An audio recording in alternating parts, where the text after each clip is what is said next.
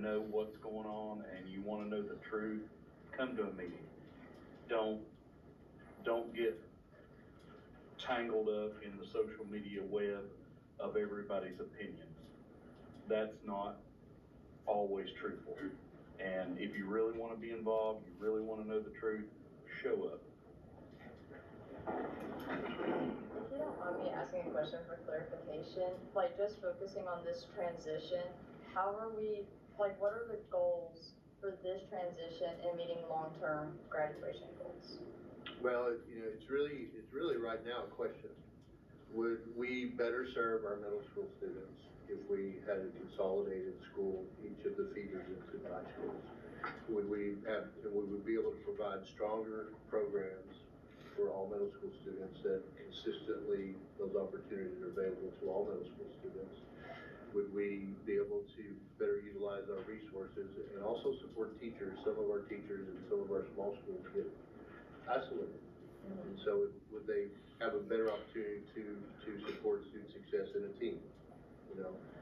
So really it's about a question that this conversation going forward will be focused on finding answers, answering that question. Would we better serve our middle school students if we had a 6-8 school that all of our 6-8 students, our 11, 14-year-olds went to? And would we also better serve our elementary students in a pre-K-5 setting if those teachers and principals and staff would be able to focus specifically on elementary level skills and needs? Okay, so then a follow-up question. With the CTE being implemented into like the middle schools, which right now are the K through 8s, would we focus most of our CTE resources into the middle schools so that they kind of have a more even out education going into the high school? That's part of that question about would we better be able to strengthen the programming and opportunities for students. Definitely this board, as any board in Tennessee, should consider and this board has considered and has supported those CTE STEM career exploration opportunities absolutely should continue to be offered to our middle school students leading into our high schools, preparing for high school. So yes, it would be an opportunity to consider strengthening and making sure every middle school student has that level of quality. And do you think that you would start implementing bits and pieces in like RTI time starting in the elementary school so that they can, Right. dip their toes in and then can almost just like step by step get them to high school, get them out, get them into a career? The career exploration, at least being aware should begin as early as kindergarten.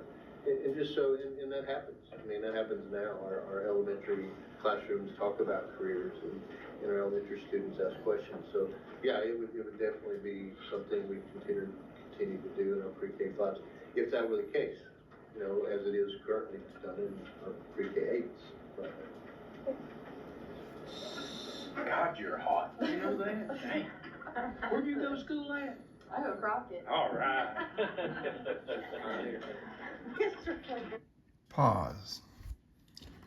Okay, we are over an hour into this meeting, and notice, smiling.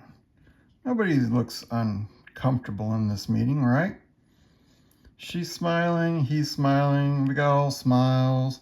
Oh, look, this gentleman who asked for Mr. Ervin to step down, even he was smiling. I don't see anybody too uncomfortable or wanting to step in and say something in this meeting because they felt that Mr. Ervin's actions were inappropriate. We have a law enforcement back here, a uniformed law enforcement officer.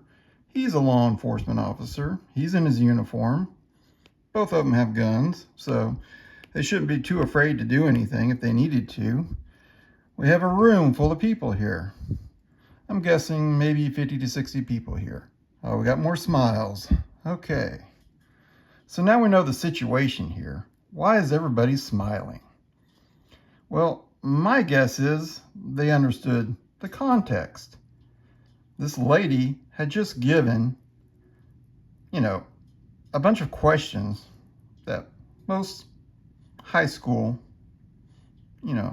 students wouldn't give. And so Mr. Ervin here, who he went to the same high school as her, was very impressed by those questions. He knew where she went to school. He'd been talking to her for an hour prior to this, off and on. They had laughed a few times. So that's why he asked her, "Where'd you go to school again?" I mean, do I need to rewind? You can rewind it for yourself if you need to. But yeah, that's why.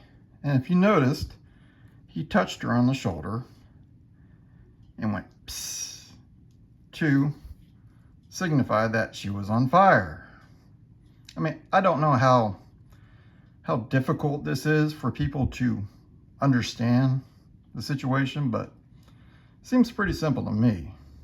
But when you watch a 10-second clip, on the internet or in the news media, and before you even click on it, they're telling you this guy touched her inappropriately and that he said something inappropriate to her. Yeah, not everybody uses that word, like I've said in my other videos. Not everybody, uses the word hot, or says, yeah, you're hot. Okay, yeah, that's kind of awkward for a lot of people to use, but like I've told you in my other videos, this guy's not a professor, this guy's a farmer. That's what he used at the time.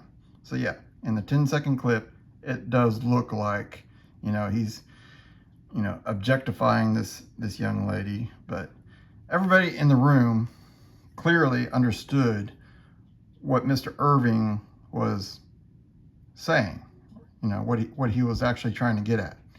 He wasn't trying to, tell this young lady that she was hot in the way that everybody's thinking. That's why everybody's laughing.